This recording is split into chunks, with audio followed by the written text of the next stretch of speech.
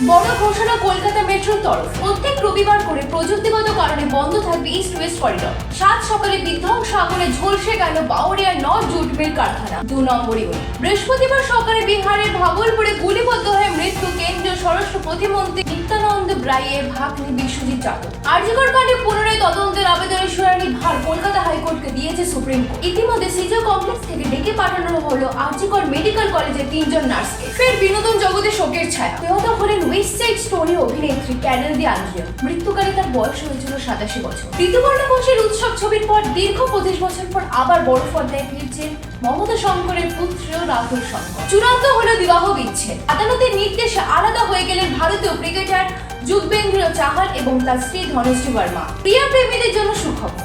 বুধবার friendly match মালদ্বীপকে 3-0 গোলে হারালো ভারত। সর্বশেষ ওয়েদার আপডেট। ইতিমধ্যে আবহাওয়া অফিস জানিয়েছে বাংলা জুড়ে তীব্র বৃষ্টিপাতের আশঙ্কা। এবার শক্তিশালী কালবৈশাখীর বিপদ সংকট বাংলায়। রবিবার পর্যন্ত প্রবল ঝড় বৃষ্টির পূর্বাভাস রয়েছে।